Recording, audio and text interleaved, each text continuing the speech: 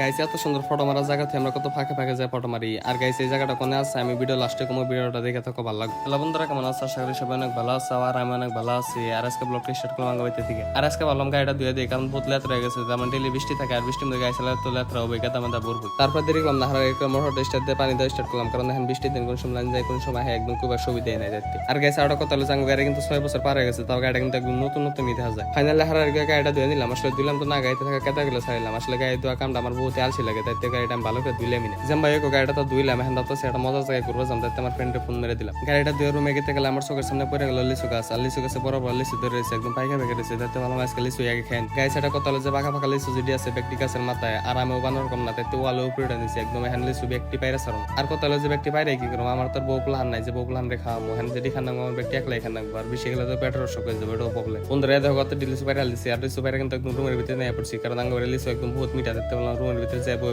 খাই। আর খিড়কিতে মজা ঠান্ডা ঠান্ডা হাওয়াইতেছে, তাতে বললাম এই খিড়কির সামনে বই বাইরে ভিউ দিই আর মিঠা মিঠা লিচু খাই। তারপরে বললাম আমার ফ্রেন্ড এটার লগে দেখা করবার নাকি। আর এনে দিয়ে মজার একটা ফুল গাছ, একদম উপরে থেকে ফুল পড়তেছে, তলে দেখো ফুল বিছিয়ে রয়েছে। আর এই ফুল গাছ কিন্তু একদম লোরফা বাজারের মধ্যে এসে। আর এই যে থেকে আমার ব্লগটা দেখলে তাহলে নিশ্চয়ই কমেন্টে জানাই। তারপরে জানা হয়েছে খাই দেয় বলে অঙ্গ পর্যন্ত এই জায়গায় বল খেলবেন নাকি। আর আমার ফ্রেন্ড লাগে পড়ছে, আমি আইতে পাশে বেড়ে গেছি। তো বন্ধুরা এখন তোমরা থাকো গল্প বল খেলায়, কারণ আজকে ব্লগটা এটি গাছ আলাদা সব কাছে ব্লগটা ভালো লাগছে। আর যদি ভালো লাগে থাকে তাহলে নিশ্চয়ই কমেন্টে জানাই আর ফলো করা ভুলো না। ধন্যবাদ।